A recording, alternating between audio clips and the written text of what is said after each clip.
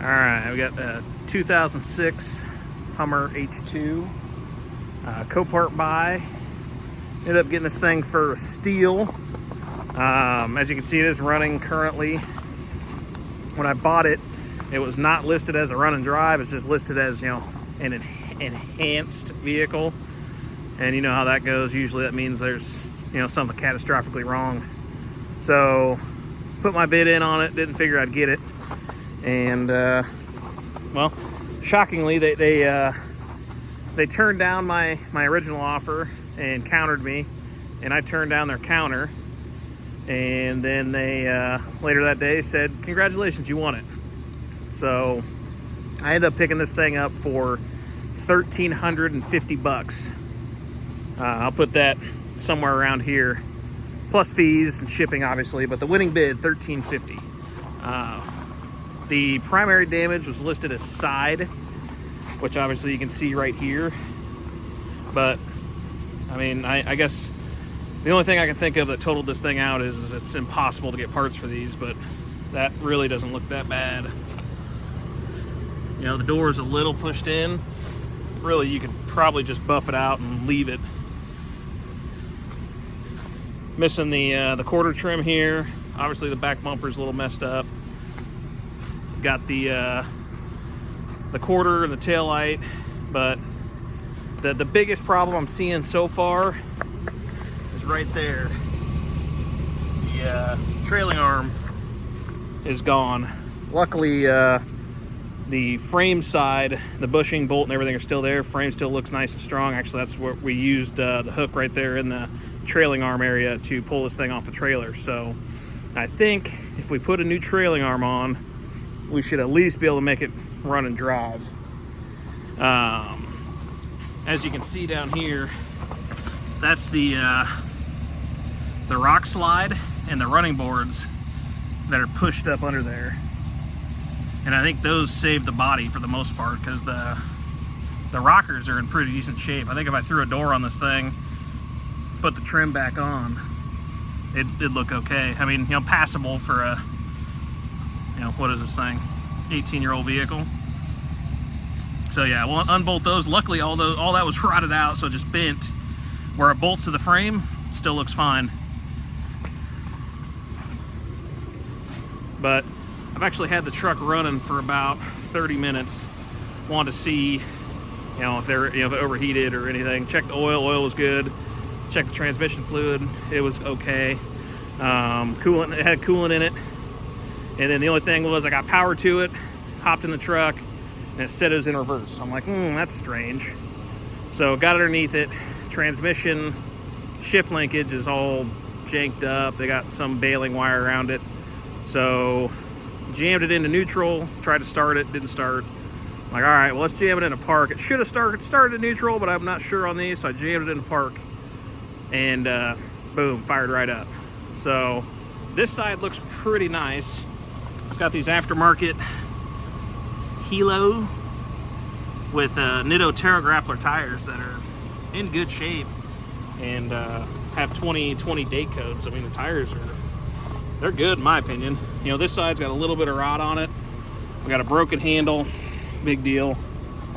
But the interior is relatively decent. Broken pocket, not a big deal. Leather's not all torn up. We'll hop in the front here in a second. This thing is tinted out though. It doesn't look that bad right now, but if you're looking at it from the outside, I mean, you can't see anything.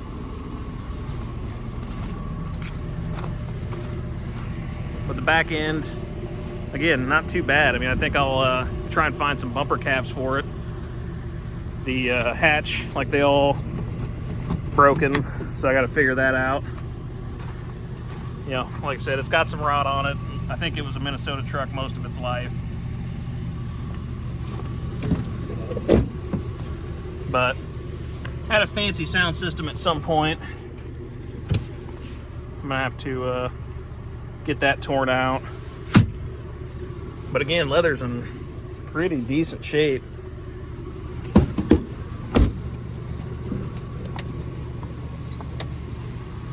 You know, door panel's not the best, not the worst. It'll need some love. Seat trim's missing or broken, and then I got that missing. But let's see if we can get up in here. And yeah, give that a look. Sitting right at just below 210. Got about 20 pounds of oil pressure, which, for how many miles this thing has on it, isn't bad. I mean, 258, 970. But sounds pretty good. It definitely needs an oil change. It's 0% oil life. Oil's pretty black, so I'm sure oil pressure go up. Let's have some decent oil. I'm guessing this guy had an aftermarket sound system in here, because radio's gone. All this just kind of sitting in here, so I'll have to figure that out. The console lid was off, and unfortunately it's broken, so I'll have to find one of those, which isn't the end of the world. But yeah, all in all, I think this thing's a score at $1,300. Let's get the hood open.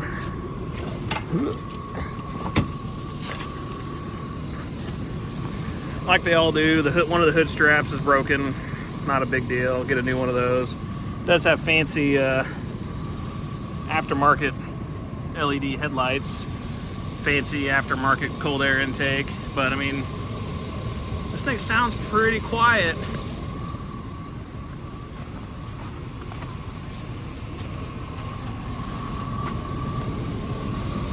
It's not super caked with oil like most of them are. Looks like somebody's been in there and replaced that front manifold bolt here at some point, so still has a little bit of an exhaust leak, but I mean, for 250,000 miles, it's pretty quiet. But it's a nice rig. I'm gonna try and get that trailing arm fixed, well, replaced, and get the transmission shifter cable figured out. But one thing I can't believe, 2006, 250,000 miles. Power fold mirrors, both sides, still work. Just blows my mind.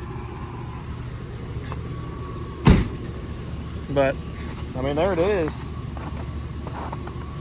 There's still deals to be had out there. You just got to be patient. If you ask my wife, everything I buy is supposedly a good deal, so that'll be interesting. She's not super happy with this purchase, but yeah, I think I did well. We'll get it cleaned up a little bit, and it's never going to be a show queen again, but I think it'll clean up more than it is, and it'll be a nice daily driver or a nice fun toy for somebody. So that's it. Like I said, I just happened to throw a bid out on Copart on it, figuring out there's no way I'm going to get it, and they took my offer. So you never know.